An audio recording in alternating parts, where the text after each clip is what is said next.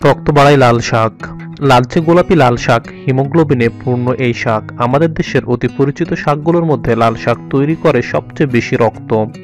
খাবার চেপাতে পারে এমন শিশুদের জন্য লাল শাক ভীষণ উপকারী, কারণ শিশুদের আয়োডিন দরকার হয় প্রচুর পরিমাণে, আর লাল শাক আয়রনের উৎকৃষ্ট উৎস। আস্তে আস্তে শিশুর পেটের ও হজম শক্তির অবস্থা বুঝে পরিমাণ বাড়াতে পারেন। বাড়ন্ত শিশু পূর্ণবয়স্কদের জন্য বয়ে আনে সুফল। অ্যানিমিয়া অর্থাৎ রক্তশূন্যতা, নিম্ন রক্তচাপ মানে লো ব্লাড প্রেশার, দুর্বলতা, ক্রমশ শক্তি কমে যাওয়া, ডায়াবেটিস রোগী, অস্টিও আর্থ্রাইটিসের সমস্যায় লাল শাক পালন করে অপরিহার্য ভূমিকা। গর্ভবতী অবস্থা থেকে শিশুর জন্ম ও মাতৃদুগ্ধ পান পর্যন্ত লাল শাক ভীষণ জরুরি। তবে এখানেও খেয়াল রাখুন, গর্ভবতী বেশিরভাগ মায়ের প্রচুর পরিমাণে গ্যাস ও অ্যাসিডিটির সমস্যা থাকে, তাই দুপুরে শাক খাওয়াই ভালো।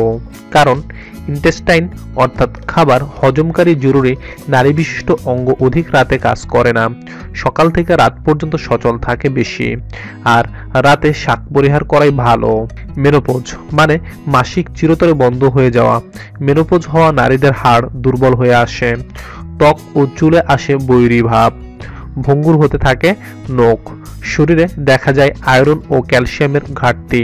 লাল শাক এ অবস্থায় হতে পারে উপকারী বন্ধু, দেহে রক্ত বাড়াবে আর ত্বক, চুল ও নখের পুষ্টি যোগাবে। পুষ্টিমূল্য বিচারে শিশু থেকে বৃদ্ধ পর্যন্ত সবার জন্য লাল শাক উপকারী। নিয়মিত আপডেট পেতে আমাদের চ্যানেল সাবস্ক্রাইব করুন।